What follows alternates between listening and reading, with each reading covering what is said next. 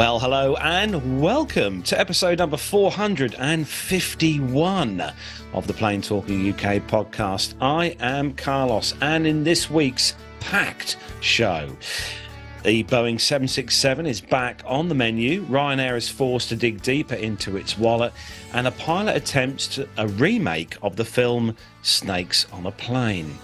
It's all good news in the military this week as we bring you some opportunities to attend a bomber camp and visit the new Amelia Earhart Museum, and the Sywell Aviation Museum opens for the year.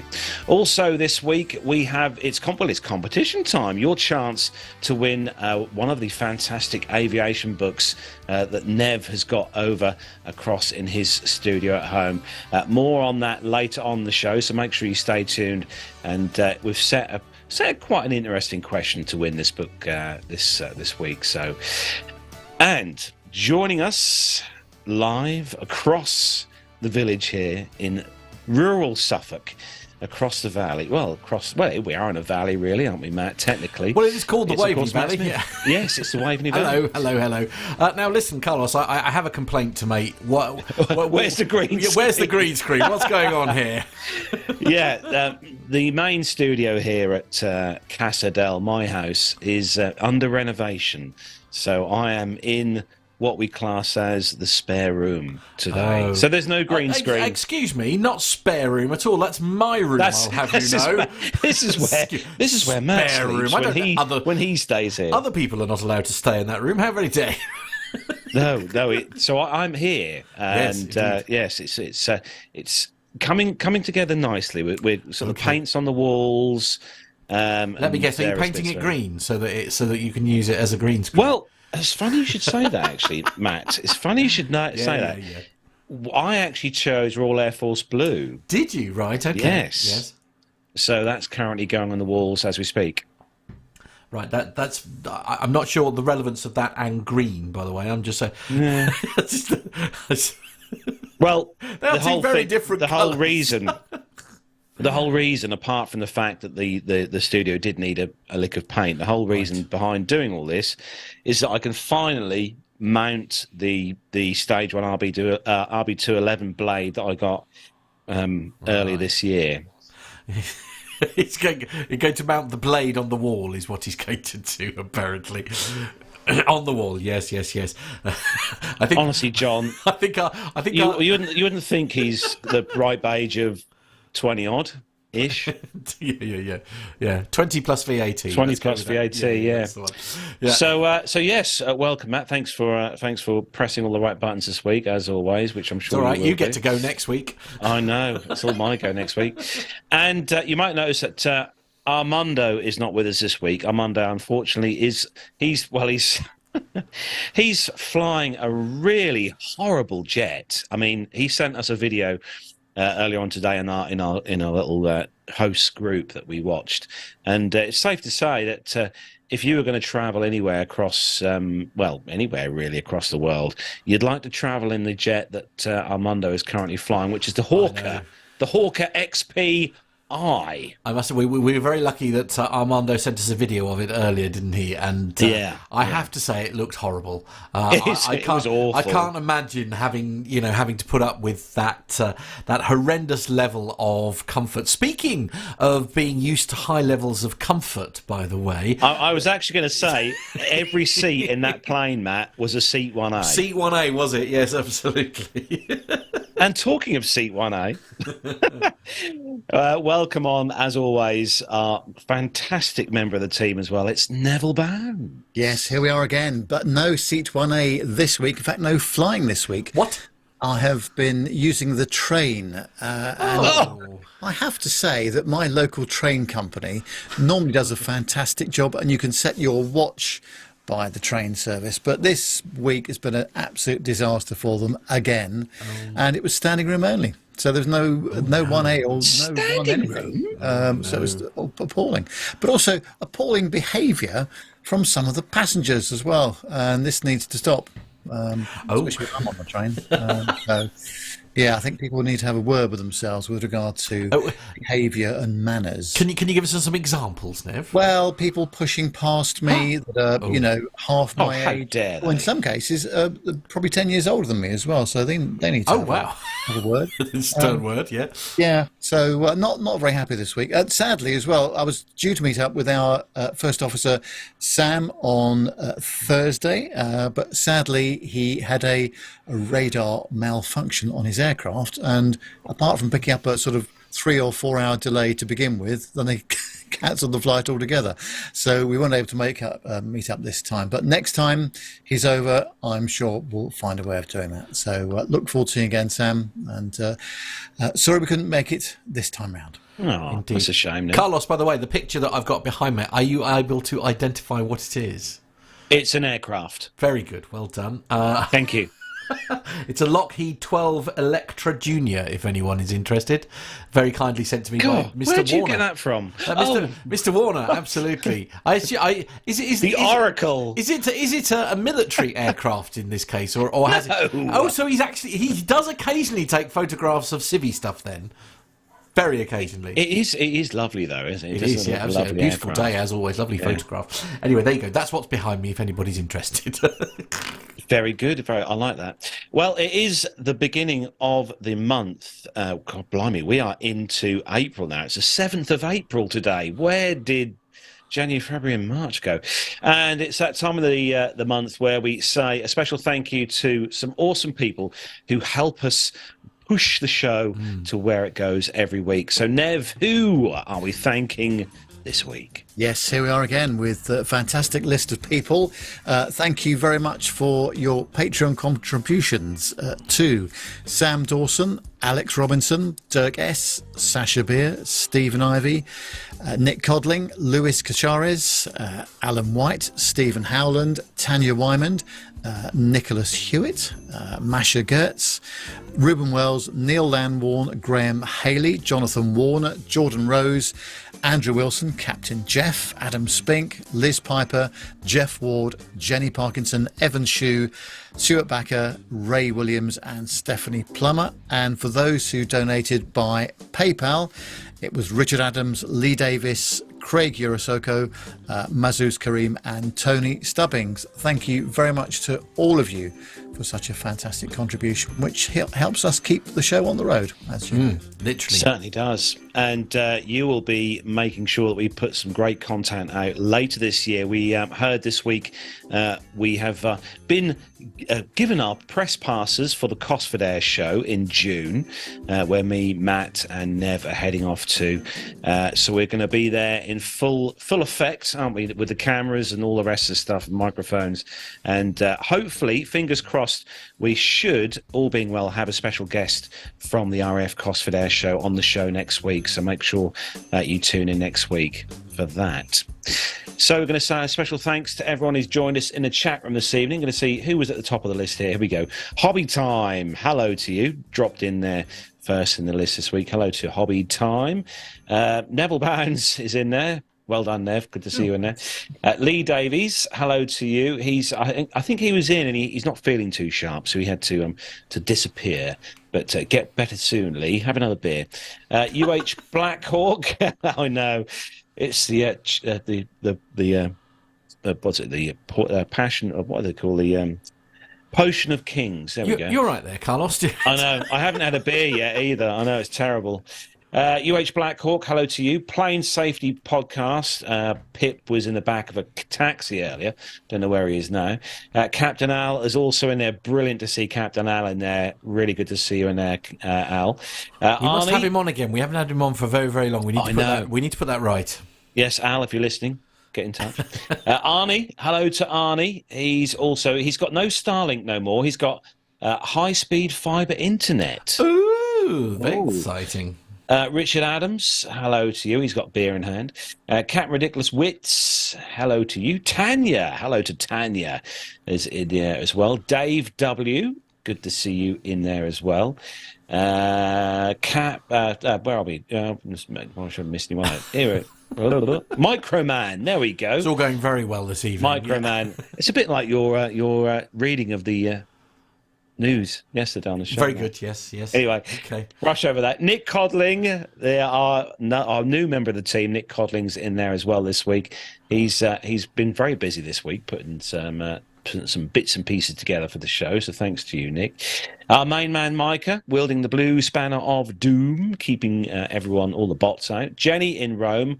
Hello to you, Jenny. Hope you've had some good weather over there, like we have here today. John is also in there. Hello, John. And good to see you in there as well. You just said hello in our ears. And Puebla Champ, hello to you as well. Beautifully pronounced, well done. I know. I've done so well at school. Mark Priestley, hello to Mark as well. No, I didn't no. I done German and French and failed miserably at both. I done it. Yeah. Grammar a strong point as well, is it, Carlos? Yeah. How was the English? How did that do? Do you know what?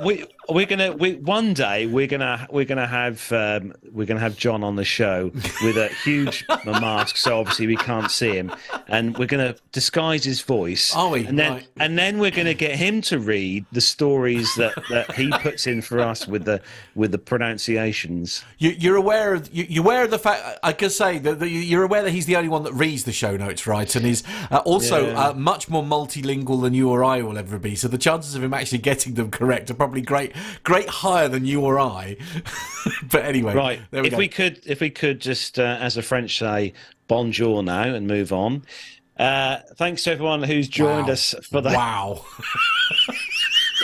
Thanks to everyone who's joined us in the live chat room this evening. Wow. Don't forget, if you're listening to this as an audio podcast, as Nev did earlier this week, don't forget to subscribe to our YouTube channel. Just look for Plain Talking UK and click the bell icon to be notified when Matt is tapping very lightly the go live button next week in the studio. And that'll be me next week. Yeah, good luck. And everything will just go... No, it'll be fine. I'll set it all up for you. Don't worry. Anyway, Let's move on. Time's ticking away. We've got loads of commercial news stories to get through this week. So if everyone is ready, let's go. The captain has turned on the seatbelt light. Please take your seats and fasten your seatbelts.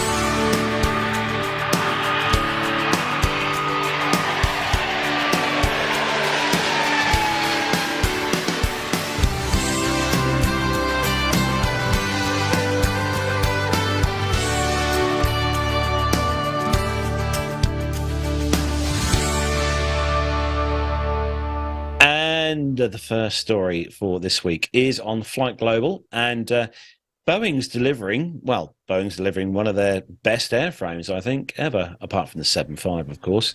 But the 767 is being delivered again. It's restarted handovers after a pause due to quality issues affecting the commercial and military versions of the wide-body jets. The US manufacturer on the 5th of April confirmed its deliveries of the type were resumed, but did not provide additional information. Serum Fleet's data, however, shows that Boeing delivered a 767-300ER freighter to US package delivery giant FedEx on the 24th of March. FedEx held unfiled orders for 27 767-300Fs at the end of February this year, and Boeing data shows that Boeing's 767 delivery pause became evident early last month after the company said it was working to address what it called a quality issue affecting its two remaining in production of the 767 variants. Those include cargo-configured 767-300ER freighters and a 767-based KC-46 military refueling tanker. Though Boeing's standard process, a quality issue was identified on some of the 767 and KC-46 tanker components. Who's got a little notification going off in my ear? It's my end. Sorry, I'm dealing with it. And Boeing Commercial Airplanes Chief Executive Stan Deal said last week that the problem involved a paint adhesion issue. Haven't we heard this one before with Airbus and Qatar? Ooh, I don't know. Anyway, prior to the recent 24th March delivery, Boeing had last delivered a 767 back in December 2022, also to FedEx, according to Boeing's data. And the company is expected to disclose its March aircraft order and delivery figures on the 11th of April. Now, Nev, this aircraft has been sort of around for some time now, isn't it? I think it's probably one of is it with their best-selling wide body, whether it be this or the 777? Yeah, well, difficult to say, isn't it, really? But no, I was always a big fan of the 767, certainly as a passenger. I mean, such a versatile aircraft. I mean, certainly BA used to use it on short-haul and long-haul routes. Yeah, although, was it a paint issue, did you say? Paint issue. By now, they've probably got the hang of how to paint an aircraft. I would have thought so, but as long as they didn't ask me to do it, that's fine. Well, there you are, exactly. No, great aircraft, very versatile, and although this is obviously a freighter version, as a passenger, I always found the 76 a very comfortable machine, I must say. BA have these as well, back in the day. They did back in the day, and they used to use them on. I've been on them, London to Edinburgh routes. I've been on them on London to Amsterdam routes, so really short haul stuff for high capacity. But then, of course, all the way across the pond, capable of going to the west coast of the US as well. Very, very nice machine, and a pity when they finally retired them. So, Matt, you've got the next story all about Ryanair, and they're having to dig deep into their purse. Oh dear. Yes, it's on Simple Flying, this one.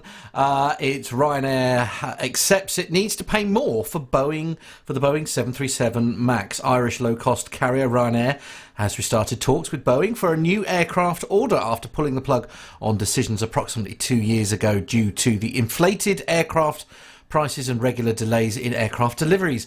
Ryanair was previously one of Boeing's biggest airline customers, with orders totalling over 200 for the Boeing 737 MAX 8-200 in 2020. Ryanair's chief, Michael O'Leary, had publicly criticised Boeing in the past, but has recently expressed dissatisfaction with Boeing's progress in clearing delivery backlogs. The potential for a new multi-billion-dollar aircraft order for the Boeing 737 MAX 10 is on the horizon for Ryanair, and talks could only go through if the airline chief accepts that the prices will be higher than what was paid last time round. O'Leary is cautious of what prices Boeing will negotiate, as the primary issue is between choosing an order for more Boeing 737 MAX 8-200s and the bigger 737 MAX 10, which has an extra 30 seats. Concrete dealings are expected to be established towards the end of this year or early next year. O'Leary highlighted the importance of the aircraft order for Ryanair's growth strategy in a recent interview with Simple Flying. The airline aims to become the biggest airline in Europe by passenger numbers, and the new order would play a key role in achieving this goal.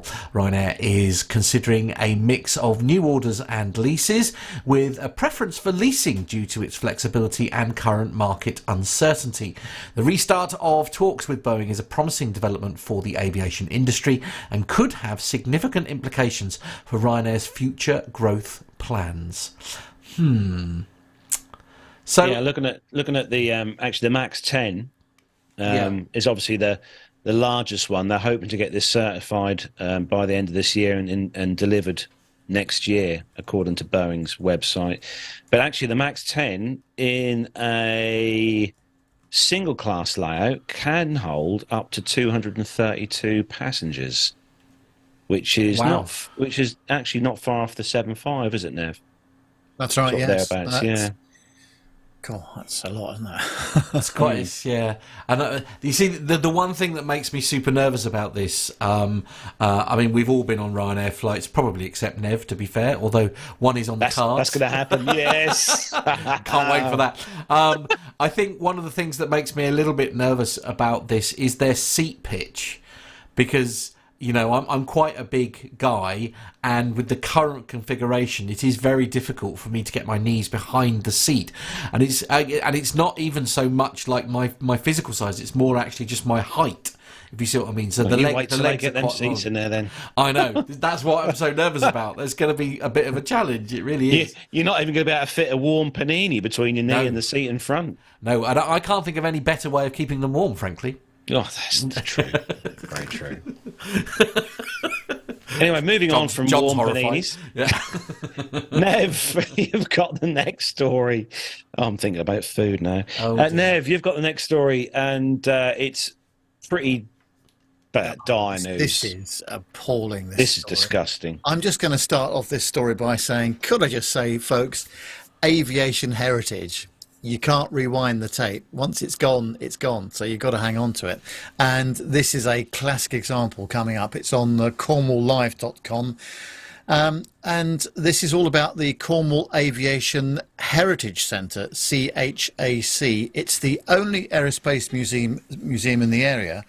They have been given notice to vacate Newquay Airport base by April the 11th, so that's just next week. And the future of the £1 million planned relocation to the new site is in jeopardy.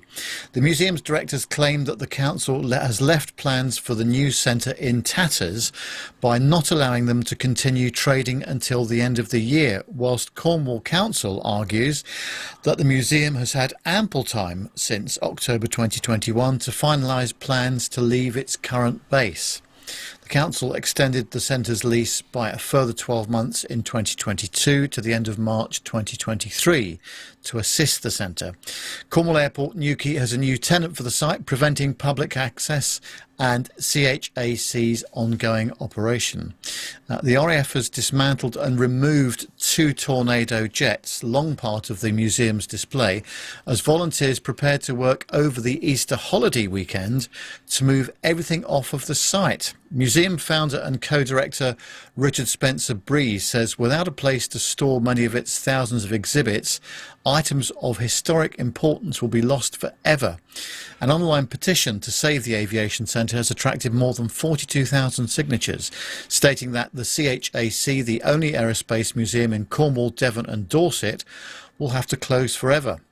Cornwall Council has argued that it has done a lot to support the Aviation Museum, providing support, guidance and input on planning, business plan development and application for future funding.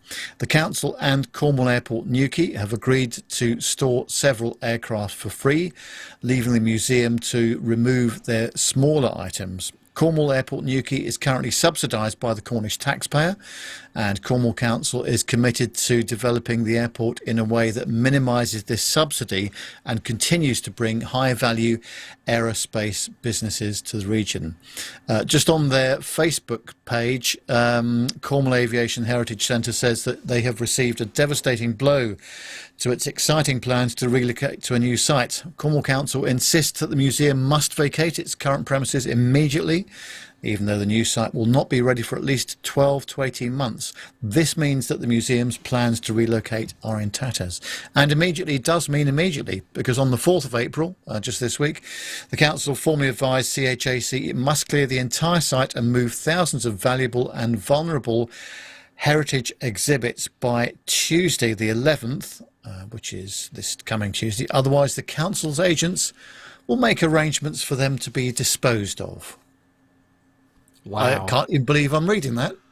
Isn't that incredible? Now, Wow. There's obviously 2 sides to the story, clearly. I mean, forgive my naivety here. Is there perhaps, are the council being?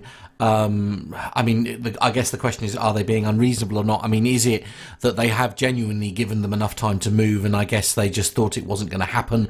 They buried their head in the sands, maybe. I don't know. I don't know, and I don't know whether the council have moved the goalposts at all here. So I don't actually know the story, but.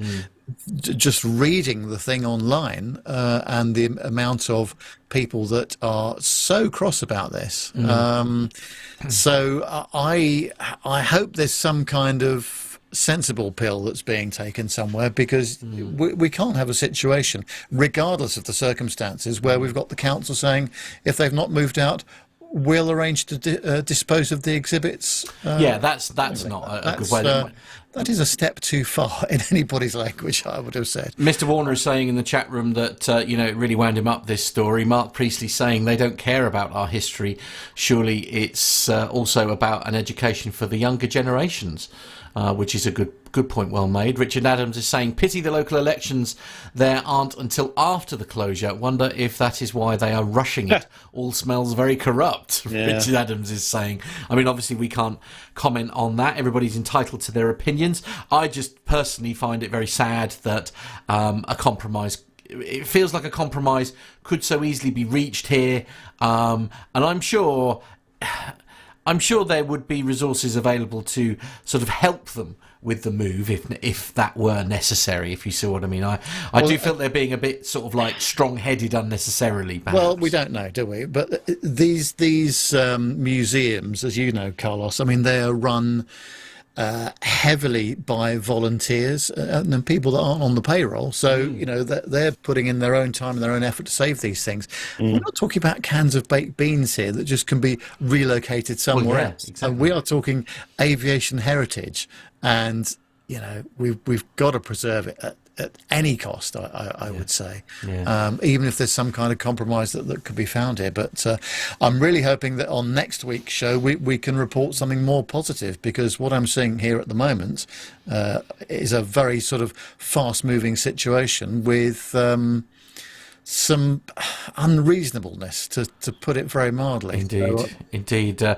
We've got the for those who are interested, by the way, in that, or perhaps you want to find out a bit more information, or perhaps you'd like to try and help them, if you go to change.org/p/Cornwall-Aviation-Heritage-Centre. I'll drop it in the show notes as well. If you're, I think it's the petition, isn't it? The change.org, to petition them to perhaps, as Nev says, take a bit of a sensible pill on this one. A moving story, but let's keep an eye on what's going to happen this week, because you can't just sort of move this stuff somewhere else, can you? So indeed, agreed. Absolutely. Jonathan Warner makes a good point in the chat room. He says that Bruntingthorpe was a fine example of what happens when you can't raise £200,000 to move a VC-10. Very good point, Jonathan. Or at least one of the fucking tri-stars. Yeah. Well, quite. Yeah. But at least I've got a piece of it in there. That's fine. Oh, right. Oh, well, as long as you've got a memento, that's the main thing. I've got a memento. I'm fine. But no. It's honestly, where are we going to go next? What museum is some council or ridiculous land grabby thing going to do or ruin next for and plus a comment was made in the chat room earlier, which is very true, which is about, you know, how are we going to educate the younger generation about, you know, the historic aircraft when you haven't got any to show them apart from pictures. And most pilots that are flying today, you know, if you ask them, you know, how did they get interested in flying? Maybe their mum or their dad were flying for the airlines, but so often, you know, it's because they've been to a museum and they really, you know, felt a connection with flying. And I think this kind of thing is just so important. So let's hope, as I say, during the week coming, we're able to report some more positive news on next week's show about this. Fingers crossed. So moving on to the next story, and this is coming to us from aerotime.aero, and it's a Boeing Max story. Well, we couldn't go a show without a Max story. Hey, FAA issues final rule AD to prevent potential 737 Max fuel tank explosions. Oh, blimey. The Federal Aviation Administration, the FAA, in the US has issued an airworthiness directive to Boeing 737 MAX airplanes to prevent a fuel tank explosion, effective from May the 10th, 2023. The AD affects 62 planes registered in the US, and the work to comply is expected to take airlines an average of 90 hours.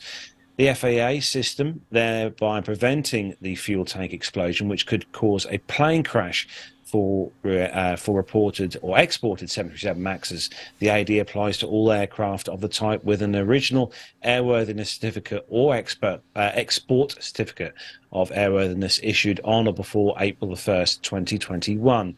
Several airlines, including Boeing's American Airlines and United Airlines, provided comments about the AD to the FAA.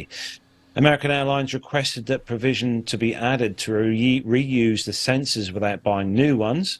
The FAA agreed with this request.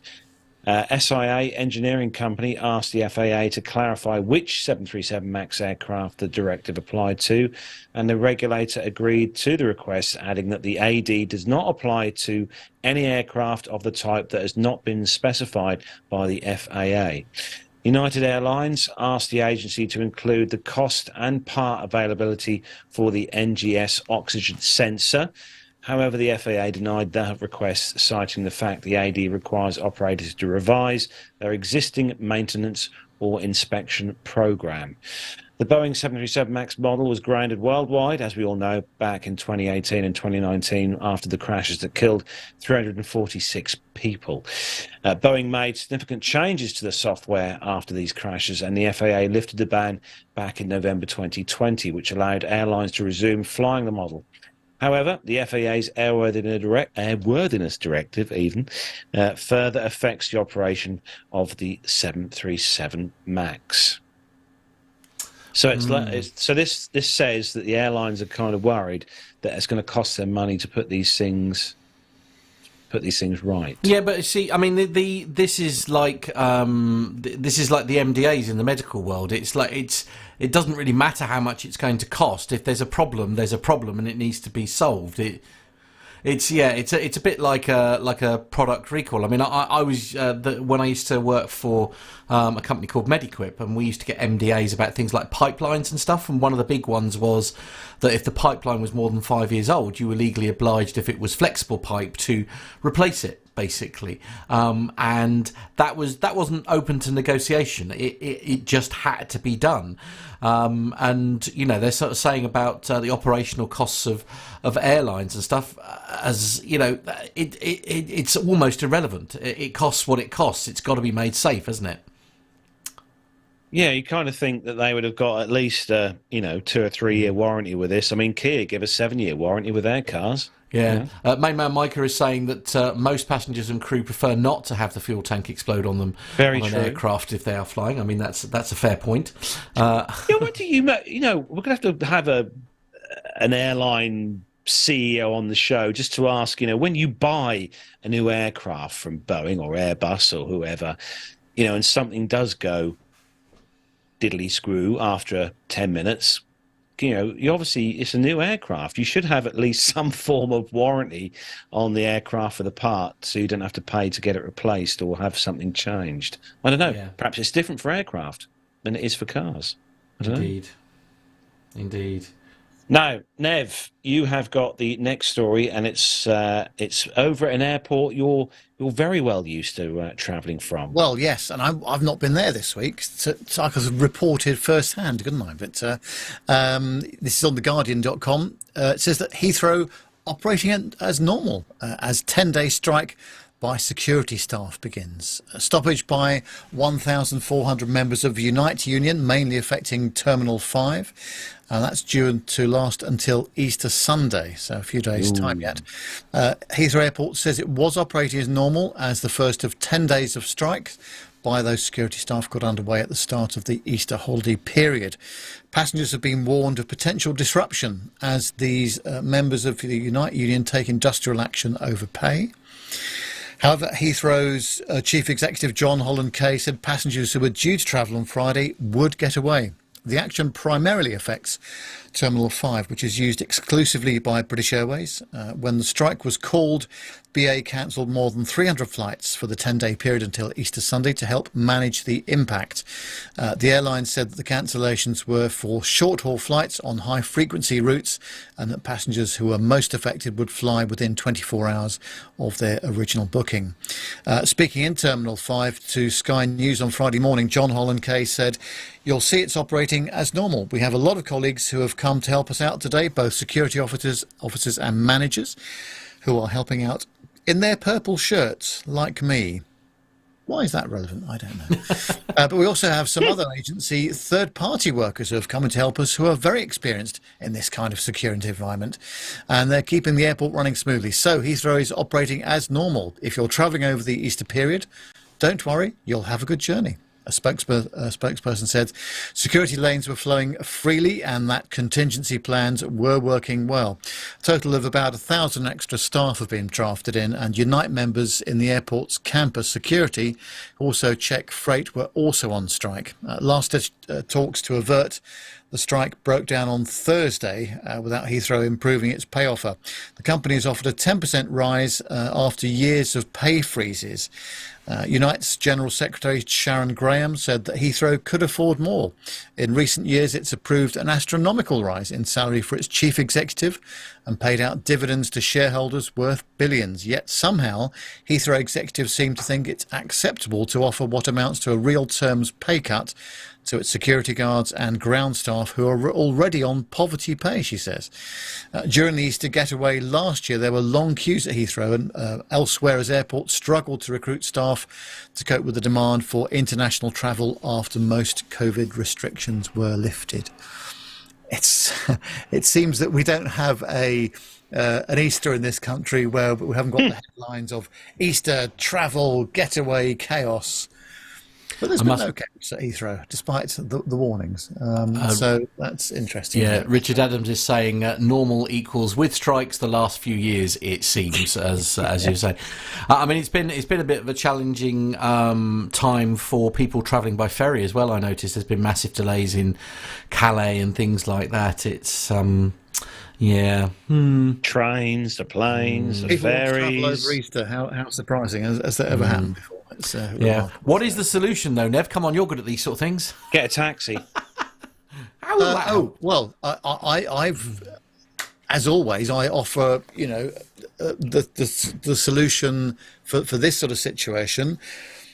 Bearing in mind that airport revenue has been seriously affected over the last 3 years because of the pandemic.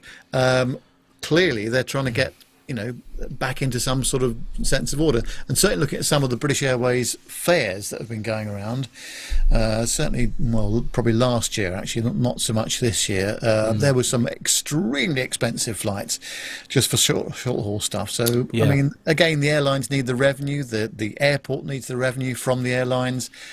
All the flights that I've been on have been fully booked, whether it's been short haul or medium haul stuff that I've been travelling on recently. So there's no shortage of customers for all this. No shortage of interest, as it were. Yeah, absolutely. But yeah, it's always, to do with pay. If it's to do with pay, then there's always a discussion about it, isn't there? Because clearly people's pay will not have kept up with inflation under these circumstances. Indeed.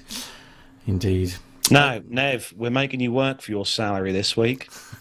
Yes. Because the next story is yours. We're going back to Gibraltar, which I like doing a lot. And it's great news because on the aviation source news.com, it says that British Airways have increased the flight frequency on their London Heathrow service to Gibraltar on certain weekends during this summer.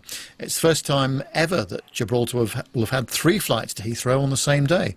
There'll be 3 on Saturdays in April, 2 in May, 2 in June, 2 in July, 4 in August, 5 in September, and 4 in October. Great news. Minister for Business and Tourism, Darayani,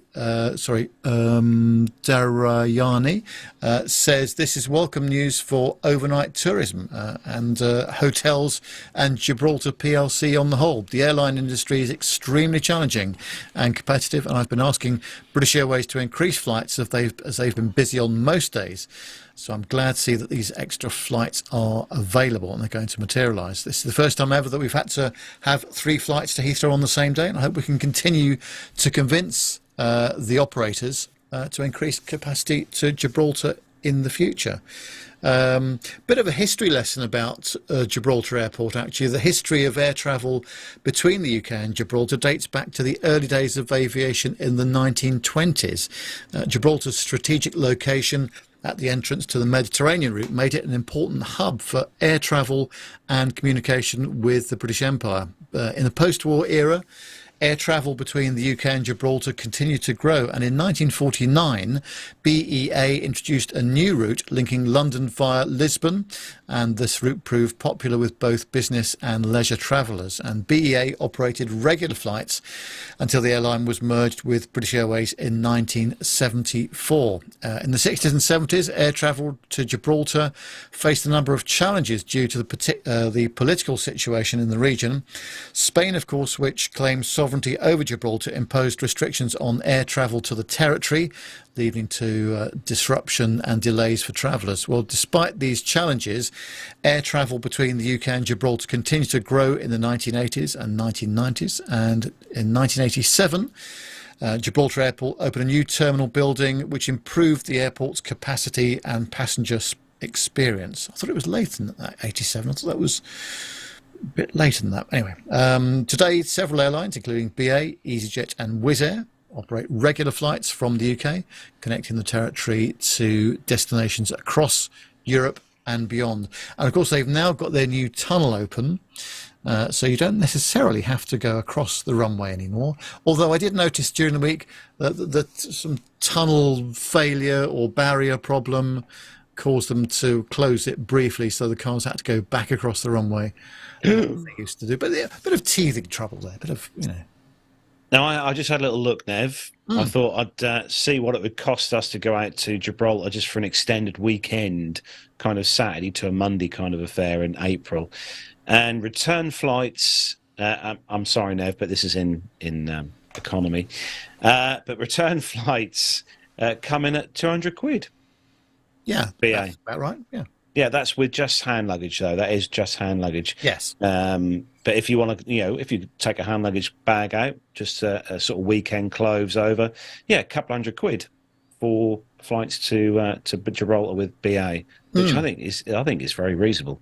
Actually. Yeah, absolutely. No, I think it's great stuff. And the only thing that Gibraltar does suffer from is, two things. If the weather's a bit difficult, then you're off to Malaga and you're on the coach for a couple of hours coming back, and if the aircraft can't land. But there's a distinct lack of hotels on the Rock as well. So I think that they're looking to build more hotel facilities for overnight stays and what have you there. But apart from that, it's a good place to be, and you're guaranteed some very nice weather, even very late into the year. So I've been there around the time of my birthday at the start of November, and it's still been 24 degrees, which has been very nice indeed. So, yeah, there you go.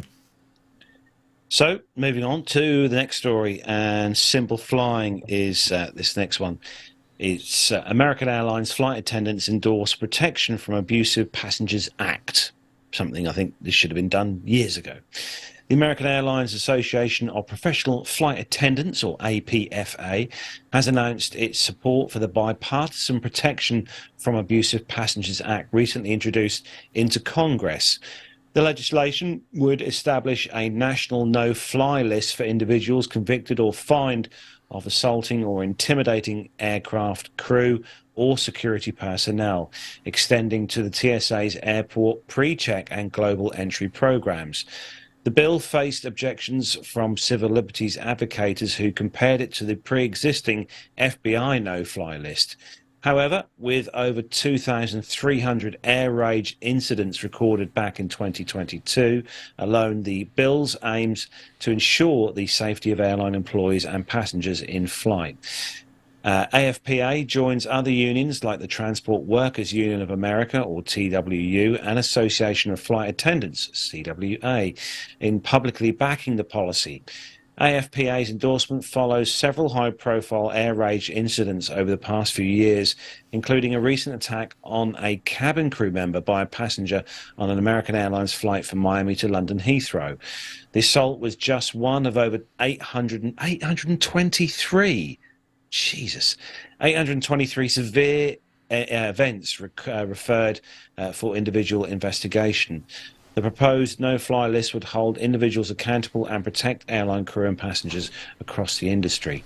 While some civil liberties advocates have objected to the bill, the continued rise in air rage incidents has prompted the need for additional safety measures for the airline employees and passengers. The Protection from Abusive Passengers Act, if passed, will ensure that individuals convicted or fined for insulting or intimidating aircraft crew or security personnel are barred from commercial air travel within the United States. The establishment of a no-fly list would hold offenders accountable and help ensure the safety of employees and passengers across the industry.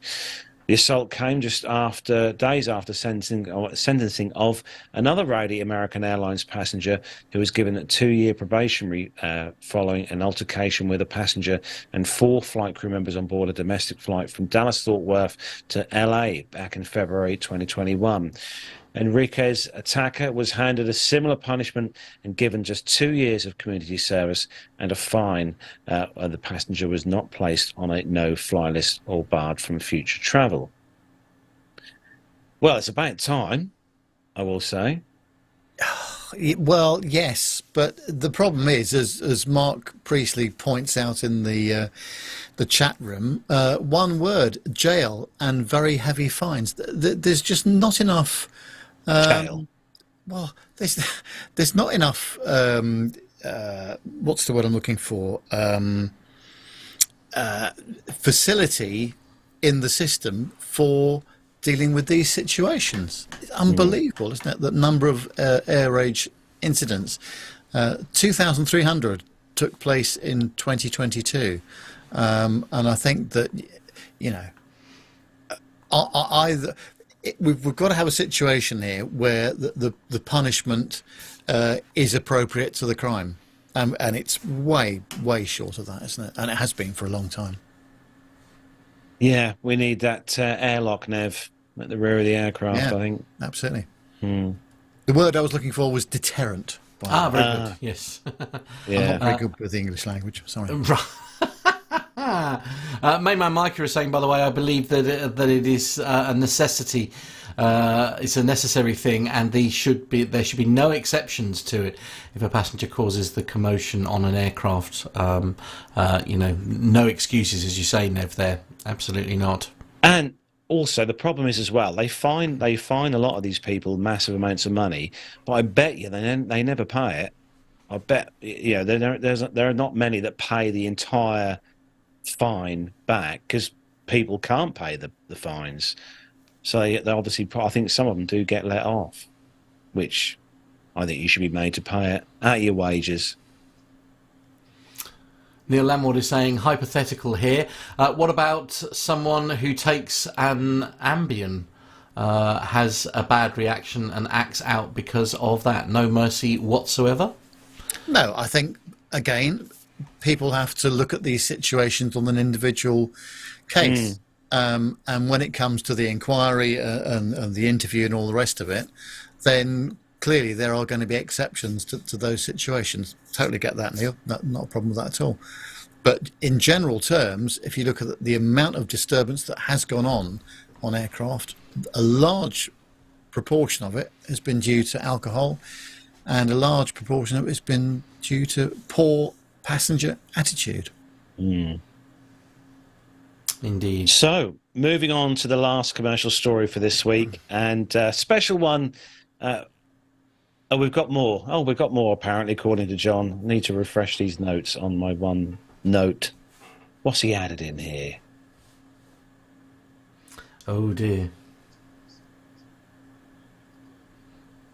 Okay, yes. Yeah, Matt, you've got the next one. Okay, all right. I shall launch off. Sorry, they're having a conversation between themselves here. Yes, take a look at this one. This is on NDTV. This is the story, if you were with us just before we started the show, this is the story that was making me feel quite uncomfortable.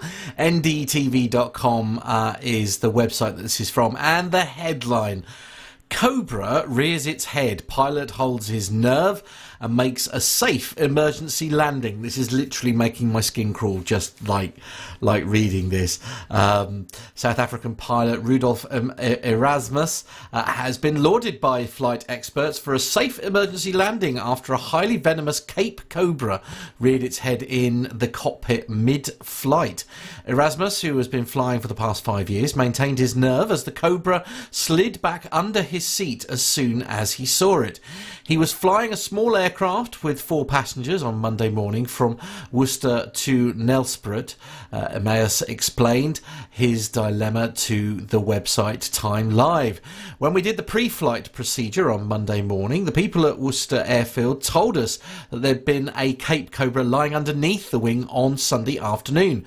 They tried to catch it themselves, but unfortunately it sought refuge inside the engine cowlings. The group opened the cowlings, but the snake was not there, so they assumed that it had slithered away, he said.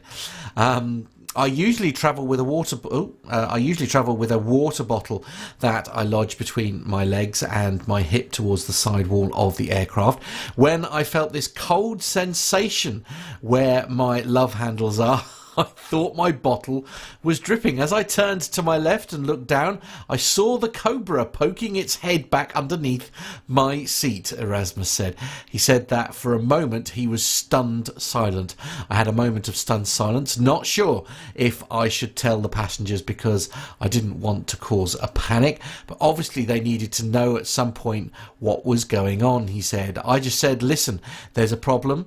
The snake is inside the aircraft. I've got a feeling it's under my seat, so we are going to have to get the plane on the ground as soon as possible, he said. The flight was close to the airport at Welcome, so Erasmus declared an emergency with the control tower at Johannesburg. Yeah, I can imagine. I told them that I had an unwelcomed passenger on board. As soon as the aircraft came to a stop, we started getting out. The 3 passengers in the back came out first, and then the one sitting in the front with me, Erasmus says. I got out last as I rolled the seat forward and saw it curled underneath my seat. We contacted a few people around trying to get some snake handlers, but by the time they had arrived, it had disappeared inside the aircraft again. Engineers stripped parts of the plane in an attempt to find the snake, but were unsuccessful by the time night fell, when they decided to continue the next morning. They also left some maize meal around the plane to see if the cobra had perhaps slithered out during the night, but this was still undisturbed. But this was still undisturbed by next morning. Erasmus said they are hoping it found its way out earlier while they were waiting for the engineers. Now, I don't know about you, but the chances of me getting back in that aircraft and flying it somewhere are 0, basically. Absolute 0. The story says that no one saw it leave the plane. So it... Well, this is the problem we had before, isn't it? That's essentially the problem that was there before, is that nobody knew. No. Oh, God. The only thing I would say about this is that I'm not an expert in snake management whatsoever. Right.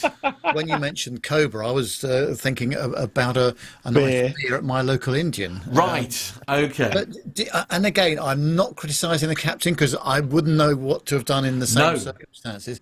But do you think it might have been better had he not mentioned the fact that they had a snake on board the plane? Or have I misunderstood the story slightly? I was getting the impression that he had mentioned to the passengers that because they have this unwelcome visitor on the aircraft, they had to land quite sharpish. But maybe it would have been better not to have mentioned what it was. Or didn't he mention what it was? I couldn't really get that from the story. But I think he just said they'd had a problem, didn't they? I don't think he went into details about what it was. Yeah, a big problem. I remember seeing these things, blimey, years ago when we used to have our family holidays to Tunisia. When they used to have those, the snake charmer guys. Do you remember them, Nev, back in the days, and the the snake charmers, and these massive cobras, and I think, blimey, that's it. That's probably the weight of someone on the plane anyway, having the cobra on there. They're not like a little tiny, grass snake. They are a fairly decent size snake. But the good thing is everyone got off. I just can't. I can't get my head around it. It is literally my idea of. I don't think. Do you know what? I don't think I'll be that bothered about the snake. I would be slightly more concerned if it was a spider. Right. Would you? Okay. I have to say, I would scream like a small girl if there was something like that. It would be. You can imagine that. You can imagine that on liveatc.net. Yeah, quite absolutely. I mean, if they heard it, all it would be a high pitched squeal. That's all they would hear if they opened the channel and one of those was in front of me. No, absolutely not. Has someone left their ELT on? Just a beep, beep, beep. Yeah, absolutely. Just no. But as I say, weirdly, so here in the UK, this story was actually covered on our national news service, Sky News, and I was on the radio when this story was announced, and it was just, as I say, it completely put me off the rest of the programme. That last hour of the home run on Thursday was a bit of a challenge there, because it was just like, no.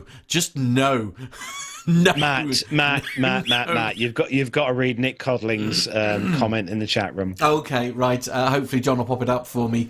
And he's saying, spider or a scorpion, and I'd have been taking my chances with the parachute. Yes, true. Very good point. Yeah, absolutely. No, I'm out. Trying to jump out of a perfectly serviceable aircraft. No.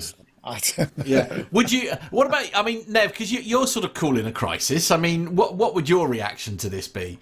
No, I'm not. Snakes are not my forte. Right. I've got to say. Spiders, almost anything else, but snakes is just not my thing at all. Just no, absolutely. You wouldn't. The fastest route out there. Keen to get the thing on the ground. Yeah, get away from it. Yeah, absolutely. I mean, in some respects, we're quite lucky here. I mean, the snake seems to have been quite calm here.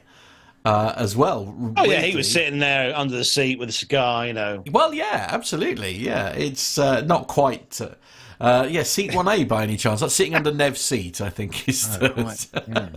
There's a terrifying thought indeed. Oh well, we could go on and on about that. We better move on because I really don't feel well now. I'm not going to lie, I don't feel well.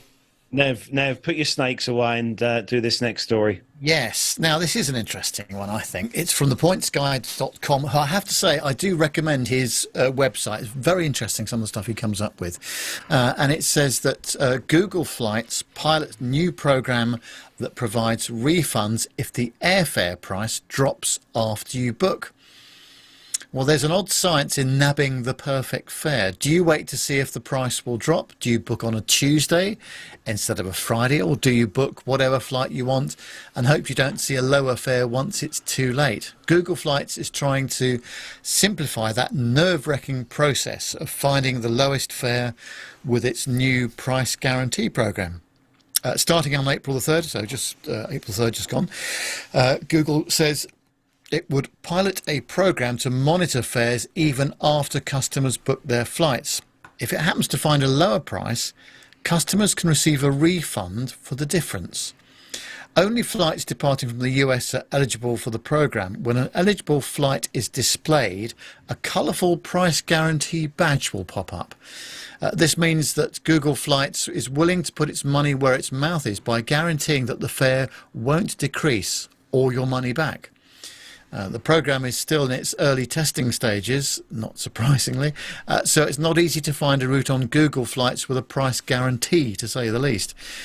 They tested more than 100 different routes and dates on Google Flights, and not a single one displayed the price guarantee badge. A Google spokesman told the Points Guy that it's too early to tell if the program will become a permanent fixture on Google Flights. Well, assuming you find an eligible flight with a price guarantee badge, there is also caveats.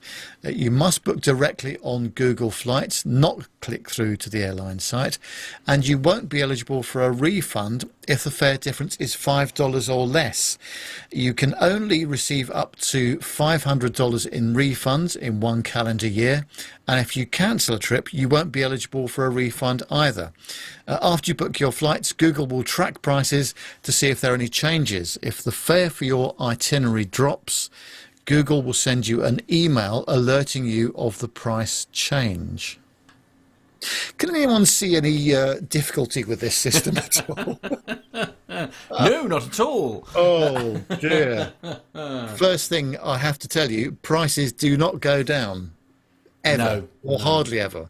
When you start mucking about with prices, especially as you get closer to the date of your departure, that price is not going to go down. Yeah. Definitely. No, it's a common thing, isn't it? It's one of those sort of... Yeah, I don't know. I mean, sometimes, I mean, you do get it in rail travel, don't you? Sometimes, where it's like if you try to get a ticket early doors, then it is quite expensive. But then there's like that for me, in my experience, like, and I've had the similar experience with Ryanair. It'll be quite, it'll be at like, let's say. I don't know, a flight is £75, something like that. And then there'll be this magical window where it is probably, where it'll go down like 20 or 30 pounds for like a week or something like that. And then it'll go back to either the rate it was before and then they're much, much higher. So I have seen where it's fluctuated, but... Yeah. Now, I mean, hotels are slightly different, I think, because sometimes I've done it. Certainly, I've looked up a new booking, and then closer to the time when I'm staying there, I've noticed that the price has dropped. So I've actually cancelled the original booking, and then gone with a newer booking, saving 50 quid or whatever it was. That doesn't happen in the airline world, in my experience. No. But let's see, and if they can make it work, it becomes a popular thing. But it's only for US flying, by the looks of things at the moment. Let's see what happens. But I'm not holding out a lot of confidence in this at all. But I stand to be corrected. Hopefully, I think is the answer we're looking for. Hopefully, we'll see it do that. John is actually saying a lot of the price fluctuations depend on the model that's used to price the tickets. Low cost use really dynamic systems, so tends to happen more with the low cost models over anything else. But yeah, there we go. We'll see. I hope it works, because that would be fun for everyone. Let's be honest. Yes. By the way, we're talking of Ryanair briefly earlier on. I've not booked my Ryanair flight yet, because I'm waiting to see what the business class section is going to be like, and what the Ryanair lounge is like. So On Ryanair? Got to review that. Yeah. Ryanair? Yeah, we'll come back to that, obviously. Ryanair. Okay. Poppy Cat's come to join you, I see. Yeah, she's very relaxed. Yeah, this is her sleep and domain. She's wondering why I'm here. Yes, how dare you disturb her? I know. Yeah, absolutely, indeed. So, last story in the commercial section this week from the IrishExaminer.com. And it's jet to return as tourist attraction 40 years after emergency landing on Cork racetrack. Oh, really? So a jet that made an international headlines following an emergency landing at an Irish town's racecourse 40 years ago looks set to return there permanently, while the late pilot's ashes are to be scattered over the track. Captain Ruben O'Connor became an overnight celebrity when he landed a Gulfstream 2 jet on Mallow Racecourse in County Cork in April 1983. It's just as well he spotted the racecourse, as the jet had just 3 minutes of fuel left. Locals made such a fuss of O'Connor that he felt it was a good was a second home, returning there with his family on some occasions. O'Connor, a Mexican, died in 2009, and around 30 members of his family are coming from Mexico and Spain to Mallow on the 21st of April and the 22nd to attend a new festival named in his honour called O'Connor Fest, and scatter his ashes on the racecourse. Dignitaries from Mexican embassies in Dublin and London are also attending. And O'Connor spent 6 weeks in Mallow as a special runway was built to allow him to take off again. One of the leading lights behind the new festival, Hibernian hotel owner Kevin Owens, decided it would be great to track down the aircraft and bring it back to the town as a permanent reminder of the incident. 2 months ago, Kevin, who's 33, and his brother-in-law Michael Burke started research and tracked the jet to an airfield in Michigan, USA. He said, "We're going to have to dismantle it to bring it back here and reassemble it. It'll be a 6 to 8 month project," he said. "I'm currently talking to a company called Worldwide Aircraft who specialise in this kind of thing," he said. He acknowledges the project isn't going to be cheap, but he's prepared to put up a large sum of money himself and is confident of getting the corporate sponsorship to bridge any gap. He also said we're yet to find a suitable site for it in Mallow, but when we do, we believe it will be a massive tourist attraction, he said. The festival highlights include horse racing, aerobatic shows, a drone display at the racecourse, plus Mexican-themed children's workshops, musical performances, and culinary treats in the town. Cork Council is the latest organisation to provide sponsorship for the festival after the Fine Gael councillor Tony O'Shea won approval for colleagues for the move. He said hopefully it'll become a permanent annual fixture and it'll be great for tourism, he said. Well, I hope they get this over there. What a nice idea. And I can't believe, of all the stories, I cannot remember this one from 1983. Because I bet this must have made fairly big news. Yeah, I've been to Mallow previously as well, and Richard Adams says in the chat room, Mallow's a lovely town with a very large number of pubs. Oh, amen. That's what we like. You have my full support. Yes, absolutely. But, yeah, isn't that great? What a great piece of news that is. Yeah, it is. Nice I like story to end on. Absolutely, indeed. So, moving on to the next part of the show, it is the Caption This, just for fun. Part of the show, where every Wednesday on our social media page on Facebook we post a picture for you to leave your wittiest comments on. And it's safe to say, Mr. Bones, again this week this proved to be quite a popular picture. Oh, it is, and lots of people that we've not heard from before actually making contributions, which is really great news. So shall we tell folks what the picture is this week?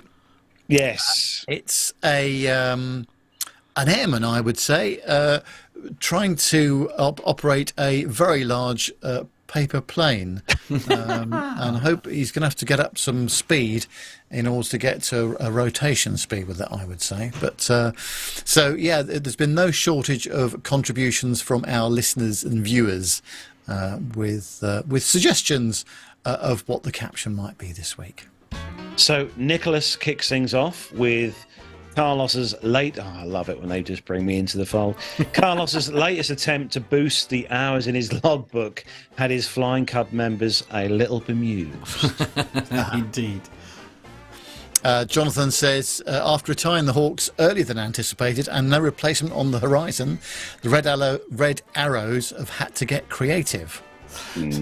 Stephen says, the attachment I forgot on an important email. How many times have we done that? Yeah. John says, is that our John? I don't know. Could be our John. That is not what I meant when I said you have to have the NOTAMs on the top of your head before you can fly. Jenny says, notices the sign on the door. I am driving slowly, but where's the horn? Yes. Stuart says, the new PT UK umbrellas are really taking off. Oh, blimey. Let's add those to the shop, shall we? Yeah. We need some umbrellas now. New merch. We'll sell out in the UK. UK purchasing only, yeah. Absolutely. James says, the new G7 private jet made with all recycled and eco-friendly materials. And the best of all, it runs on wind power. 0 emissions. Beat that. Excellent. Stuart says, after failing to nail down engine suppliers, Boom revealed their new engineless paper composite design. David, it could take off. Yeah, well, oh dear. David says the RAAF, that's presumably the Royal Australian Air Force, is testing its new prototype umbrella. There's 2 shout-outs for an umbrella now. It's obviously proving popular. Yes. Stuart says, are you sure an old RB211 will fit on here, John? Steve says, those magnificent men in their flying machine. Oh, you didn't sing it. I'm very disappointed. Oh. Simon says, Boeing's attempt of supersonic aircraft going through vigorous testing. Neil says, I was going to make a joke about paper aeroplanes, but decided it was terrible. Oh. Right. Wow. Steve says it'll never reach V1 if it has to drive slowly and sound horn, which is what the thing says behind him. And finally, Elliot says, looks like NATO is on the brink of their budget, introducing the all-new Origami 35. Oh, I like that. Oh, dear. What have we got any in the chat room? Oh, yes. Yeah, let's have a look. No shortage of stuff there. Richard Adams says RAF's new White Arrows display team has a very stringent selection process. Captain Ridiculous Wits says... Captain Ridiculous Wits, you're such a legend, you are. Armando's latest type rating, it's not a Piper... It's a paper. See what you did there? Yeah, absolutely. What else have we got? John, pop it up on the screen for me and I'll read it. Mark Priestley says, we need to get aircraft to Ukraine ASAP. UH Blackhawk says, it's not a matter of grip. Paul T says, Olive Wright was left disappointed. Orville Wright was left disappointed when his brother dismissed his attempts to fly.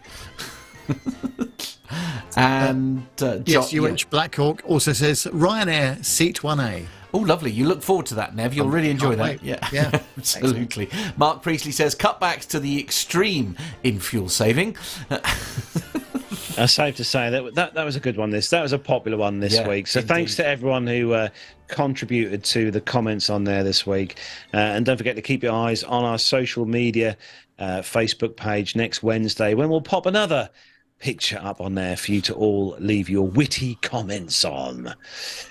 So, moving on to Nev's favourite part of the show. It is, of course, the military. Hit the button. Bogies 13550, Angel 16, heading 340. Okay. 108 Bogies.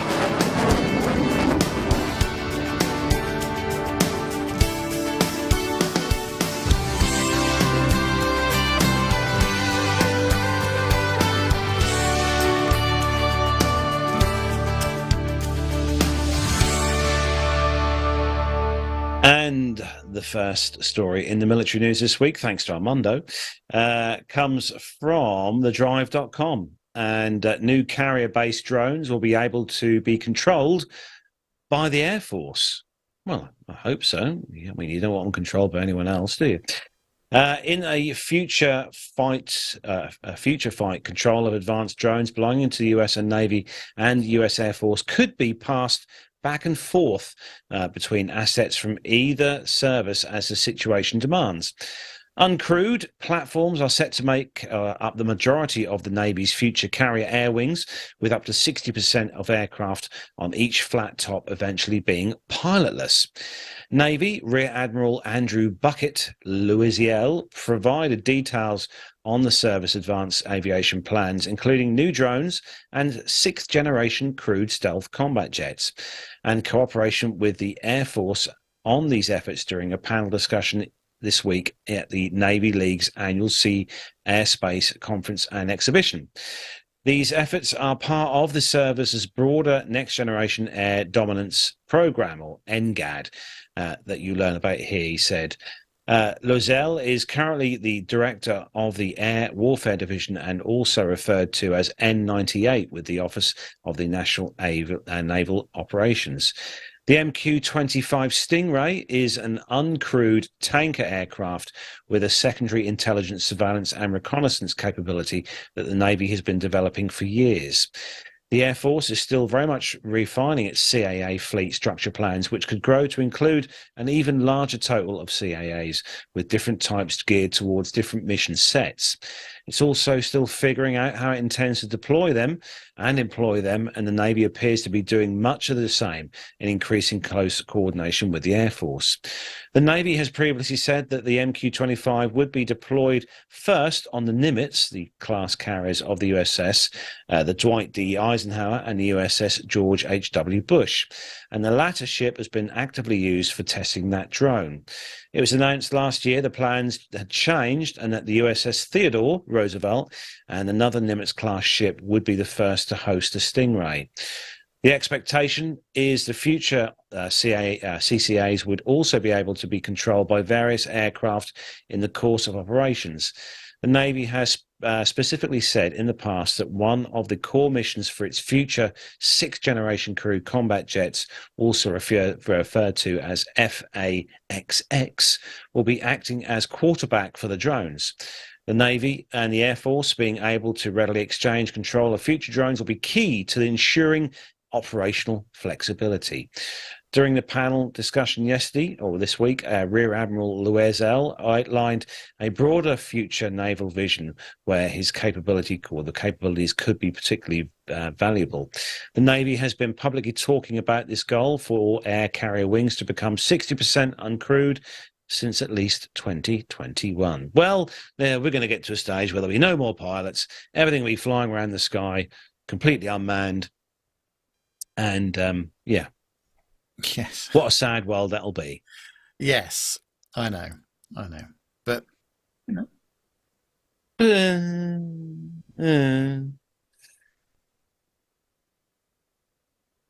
Yes. Yeah, absolutely. Nev, you got the next one?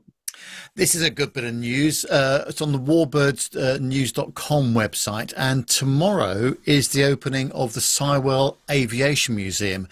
It's a charming volunteer-run organisation based at Sywell Aerodrome, which actually where Pilot Pip has flown out of, I seem to remember.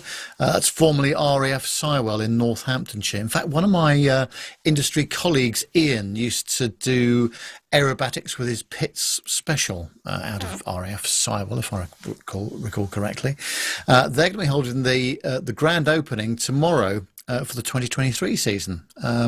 And their announcement says as follows: this small family-friendly event has been described as a village fete with jeeps, and we certainly agree with that. You should expect a good turnout of reenactors and military vehicles, and maybe some visiting aeroplanes. They are a small local event and a cracking free day out, and it's free. Donations are very welcome, though. Please note, if you'd like to bring your military or classic vehicle, you must book in advance. And please email Sywell Aviation Museum at gmail.com. Probably a bit late for that, as it's tomorrow, but you know, see what you can do. They have a fellow called Uncle Pete has confirmed he's bringing his lovely North American P-51D to the museum grand opening tomorrow. Whilst Pete is back to see us, it's been one of his Spitfires or his P-40, so it'll be nice to see him back in the Cadillac of the skies. The Sywell Aviation Museum is a voluntary non-profit making organisation which aims to preserve the history of Sywell Aerodrome and Northamptonshire's rich aviation heritage from the early days of aviation to the Second World War and beyond. Cornwall Council, take note. The Sywell Aviation Museum began life in 1998, and the museum building was opened in 2001 by the legendary aviator Alex Henshaw, MBE, who was also their honorary president. Alex flew from Sywell regularly during the Second World War, air testing Vickers Wellingtons from the aerodrome. So they're honoured that he's agreed to launch their small museum. The museum originally consisted of 3 Nissan huts, dismantled at the now closed RAF Bentwaters and erected on site at Sywell. The buildings themselves are artefacts having been used as bomb fusing sheds at Bentwaters by the USAAF during World War II. The museum has expanded in 2010 and 2011 by the addition of 2 new Nissan huts, formerly prisoner of war camp huts from Snape Farm, Derbyshire. The first hut, which opened in Easter 2011, was named the Paul Morgan Hall and houses the museum's cockpit collection and complete World War II Link trainer. The second hall, which opened in Easter 2012, includes an expanded USAAF hall and a new prisoner of war Luftwaffe exhibition. The museum's first complete airframe, a Hawker Hunter, was acquired in summer 2012. an important educational resource and an added attraction with the aerodrome's thriving boundaries. The museum staff are all unpaid volunteers and members of the Sywell Aviation Museum Trust, and the membership is around 40 in number, both ordinary members and trustees. Well, that's a good bit of news, isn't it? And again, talking about aviation heritage and how important it is to keep it going. Very true. Mr. Warner has a comment for me, apparently. He was saying, Sywell is where that Electra that's behind me was taken. He was gutted the museum was closed when he went. Yeah, I bet. Mind you, if that picture's anything to go by, it was a beautiful day, if nothing else. That's how the weather's been today. It's been lovely. Yeah, today. True. And last story comes from generalaviationnews.com. Oh, is that so? He says, look at that, Mr. Oh, never mind. It's all right. Carry on. He says, look at that, Jonathan Warner, you've clearly read the notes better than our hosts and sent in the proper media. There we go. Can't help himself, can he? So it's more good news because...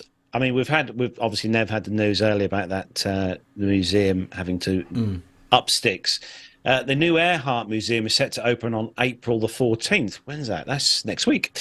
A grand opening ceremony and ribbon cutting will be held on noon the 14th at 2020 or 2023 this year for the new Amelia Earhart Hangar Museum at the Amelia Earhart Memorial Airport in Atchison, Kansas, the hometown of the first woman to fly solo across the Atlantic.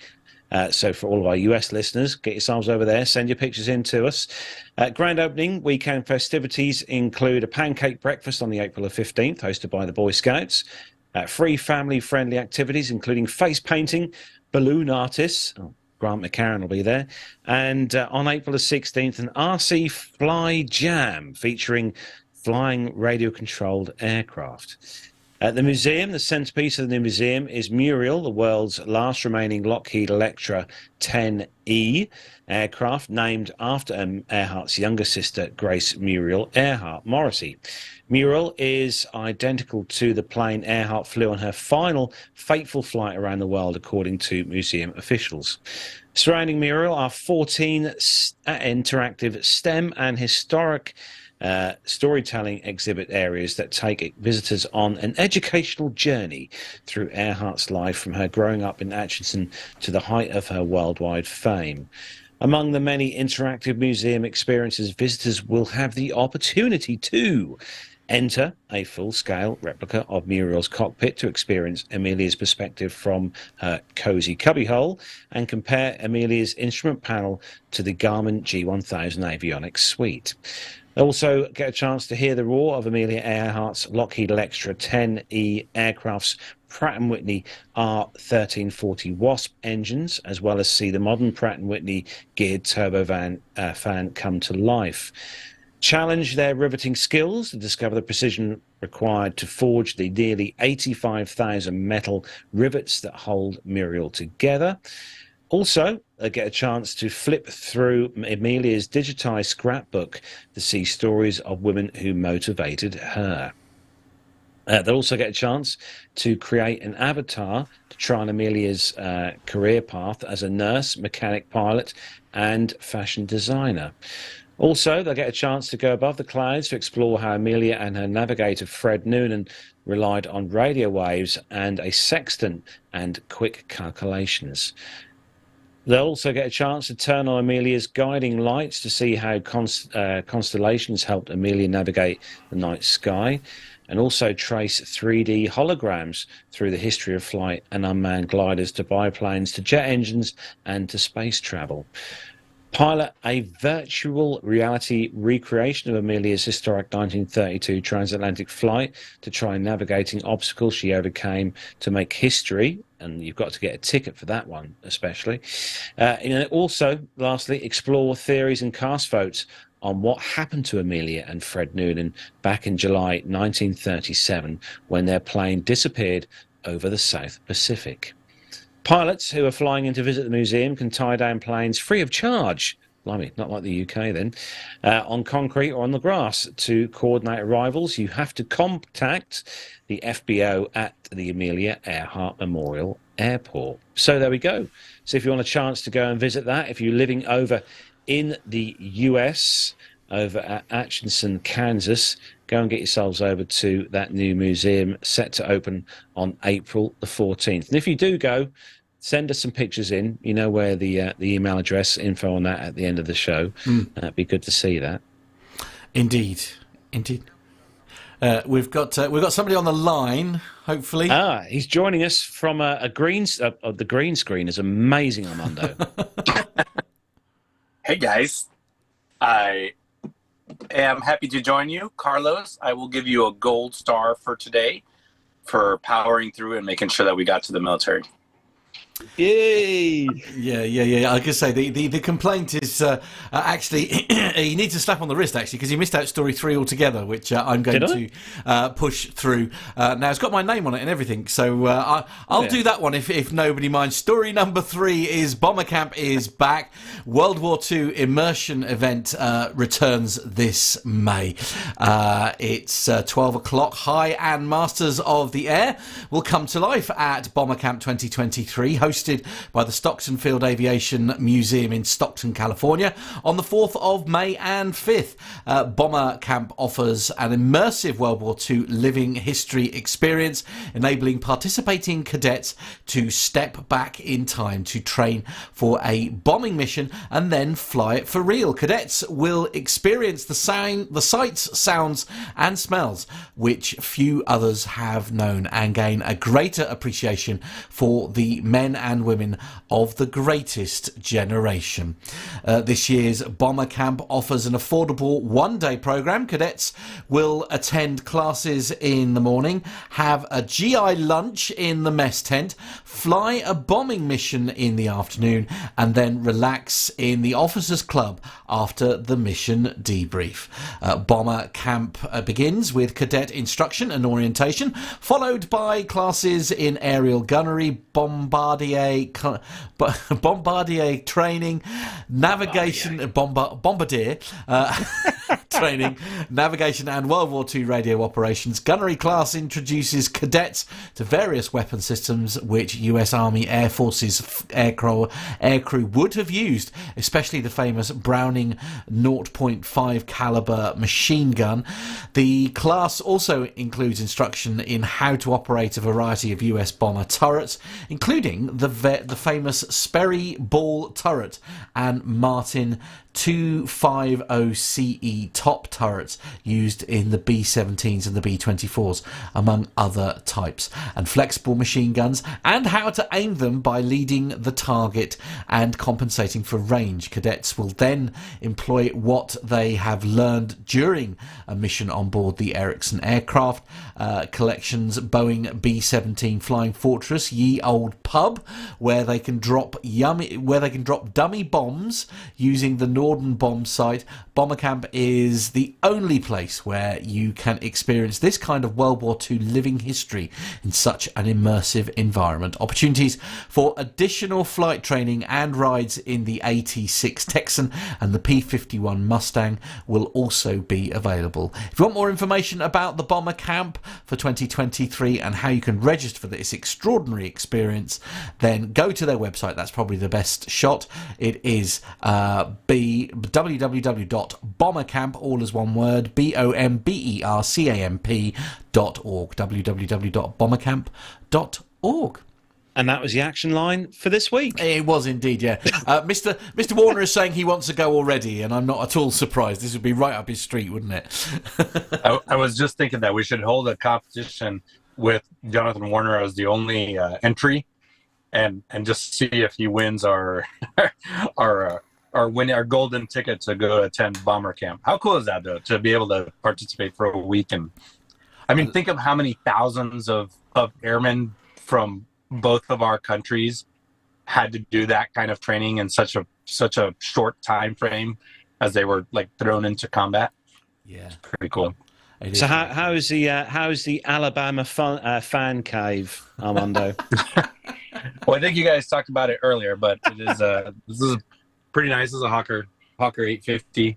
It's a pretty big jet, but this one's only got 9 seats. These are Nev seats. Of course. The rest of us want to be up front, but Nev, I think, would love to just. Oh no! I would absolutely be hanging out there and not in the cockpit. That 100%. Up you want to take Would you face front or rear, Matt? Would you prefer to face? I would prefer. forward, or... Yeah, I would prefer the direction of travel, Okay. if possible. Yeah. Although I must admit, I've never got sort of air sick. If you see what I mean, I've never got. Well, air sick. you weren't on that plane, would you? Well, I don't know. Might be a bit bumpy. Might be a bit bumpy. No. In comparison to this is less bumpy than an airliner because we're flying faster and higher. So I think you'd be all right, Matt. If you had to get across the country, this would be the way to do it. Okay, lovely. All right, I'll start saving then. How much would one of those set me back? For a used one, somewhere around 15 to 20 million. Right. Okay. Lovely. I do have a checkbook somewhere. We'll give it a try, shall we? But Boing, boing, boing. You can write a check for whatever amount you want. So. Yeah, quite. Absolutely. Yes. Maybe a little bit rubbery, shall we say? There we go. So what's the weather like now, Amanda? Because obviously when you sent us your report earlier on the day, the weather your side was slightly damp. Yeah, is that really loud? There's a citation taxiing by right now. No, we can't hear it. No. Yeah. Can't hear anything. Stand by just 1 second. I tell you what, the old echo cancelling is very effective. It does work very well, actually. Can't hear anything. I can't hear anything apart from Amanda. Really? Yeah. We just had that guy taxiing by. Oh, hello. Oh. There he is. Look at that. I love this. It's actually a phenom.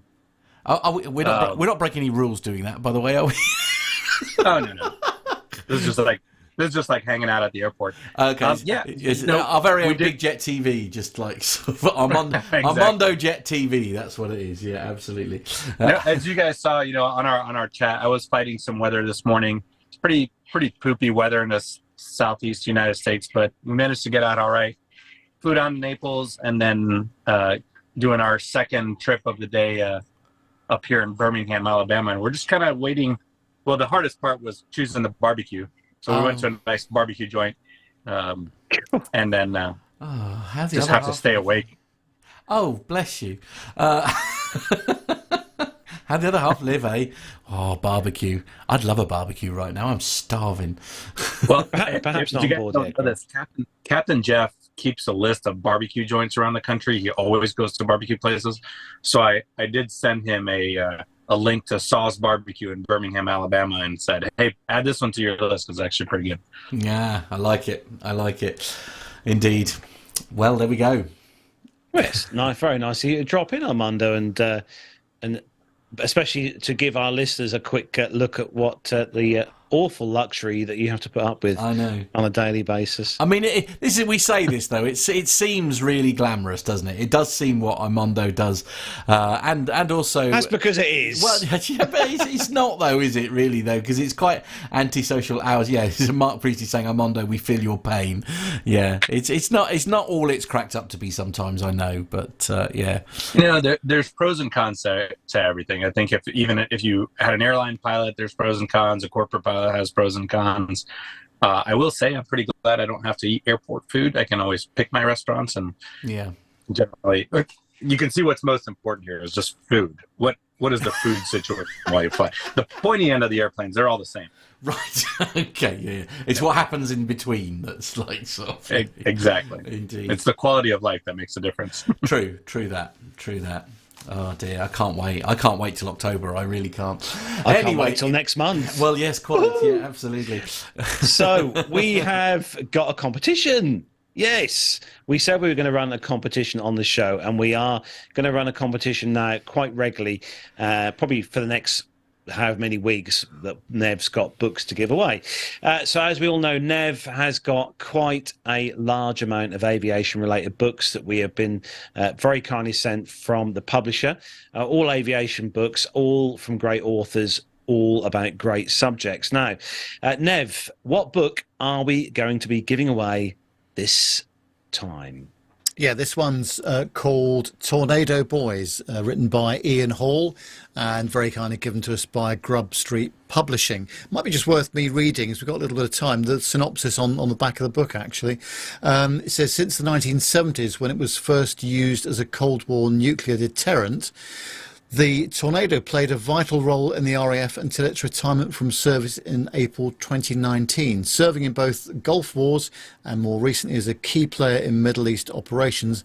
This unique aircraft achieved many great things. This includes being the first aircraft to be flown by men and women in the RAF, following the introduction of female pilots to the force in 1994.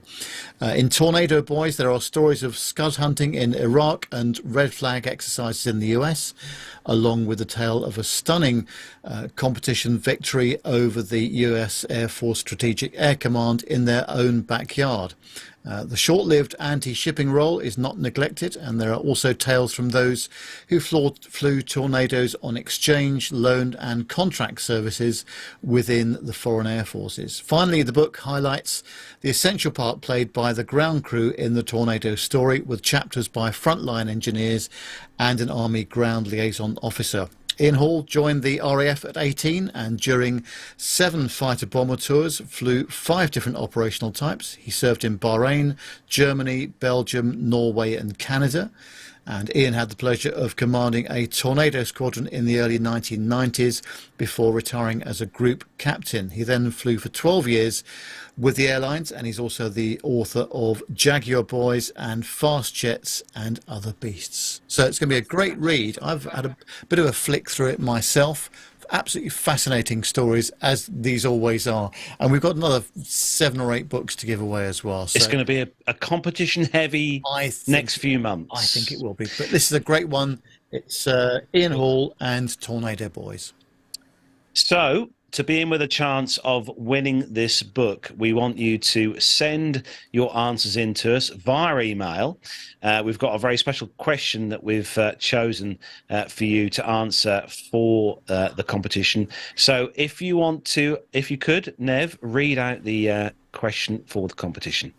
It's a Concorde question. So the question is, what unique blue livery was Concorde painted in back in 1996? What unique blue livery was Concorde painted in back in 1996?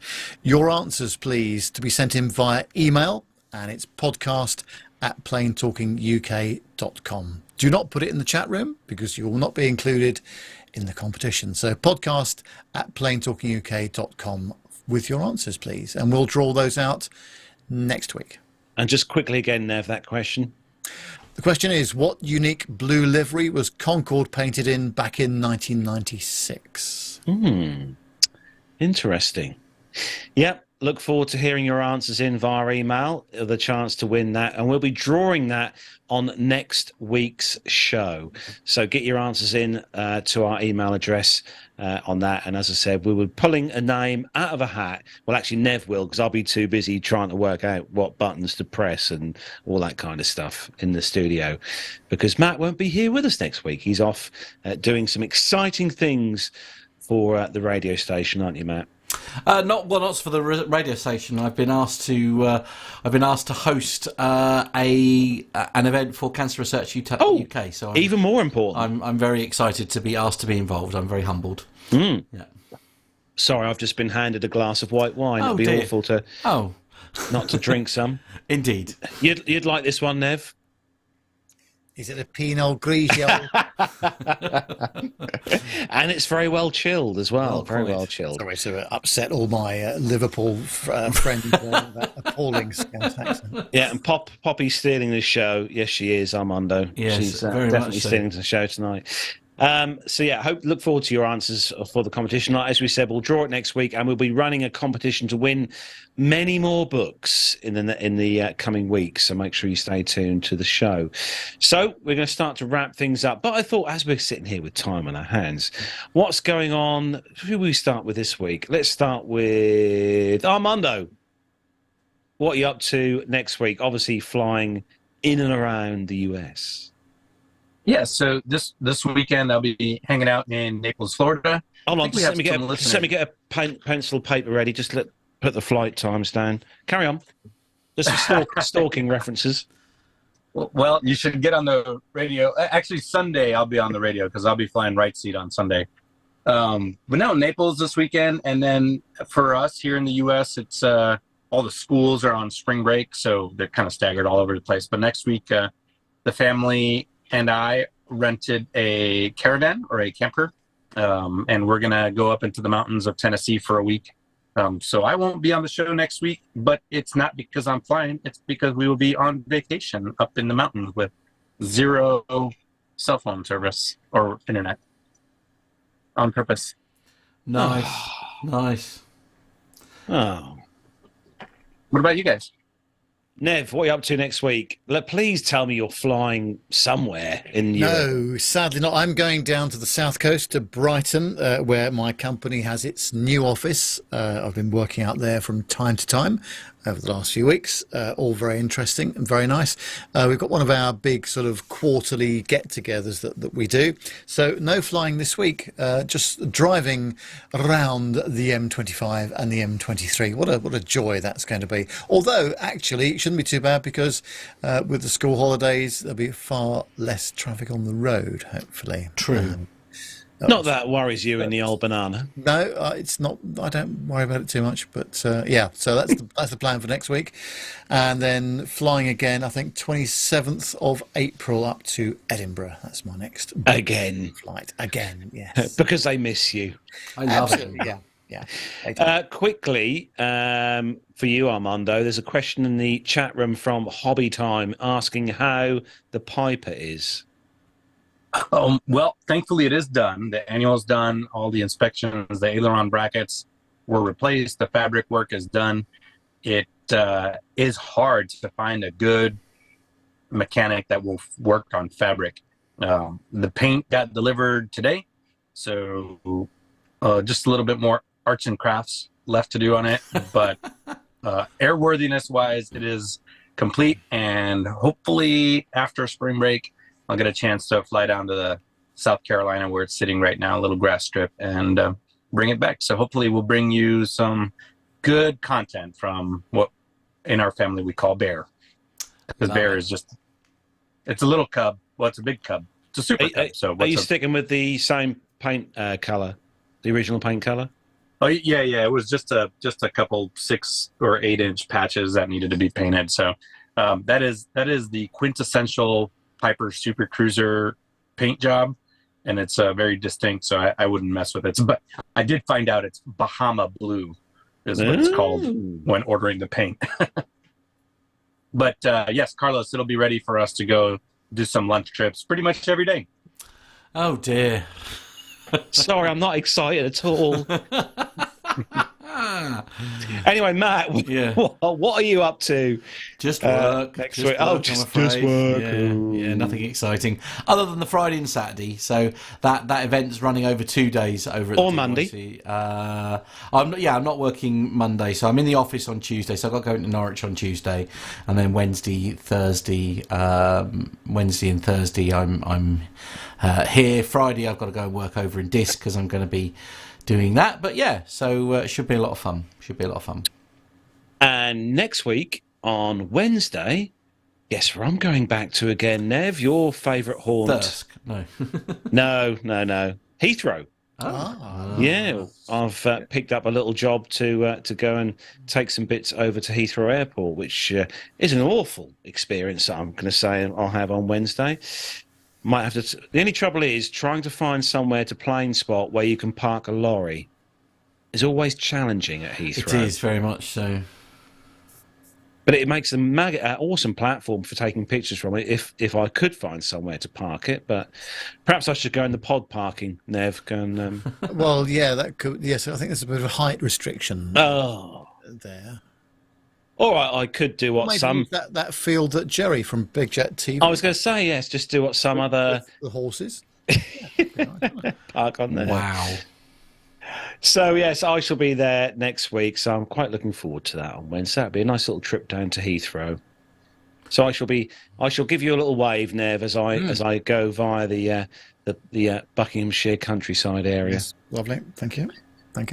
Anyway, that is about all we've got time for this week on the show. Big thanks to everyone who's joined us for the show this evening. Also, a big thanks to John, our voice in our ear, John, for helping this week as well, and to Nick as well with all the show notes and bits and pieces. Thanks to you guys for that. Also, thanks to Armando for dropping in. It's lovely to see you this evening, Armando. Thanks for popping in. He's Always. Yes, we'll miss you next week, but we'll hopefully have you back the week after. And all being well, we might have a special guest on next week as well, from RAF Cosford joining us on the show next week, if we can put that all together. So that's it for episode 451 of the show. Thanks to all the chat room. Thanks to all our audio listeners who download the show each week. And thanks for listening to the Plain Talking UK podcast. We'll be back next Friday, 7 o'clock on YouTube, live here, hopefully, if I can work things in the studio. So, from me, Carlos, here in the different studio with my co-pilot Poppycat, from Nev in his studio, from Armando in his luxurious Hawker studio, and of course from Matt in the beautiful P2K Master Suite studios. Have a great weekend, and we'll see you next Friday. Bye, everyone. Okay, see you. Bye.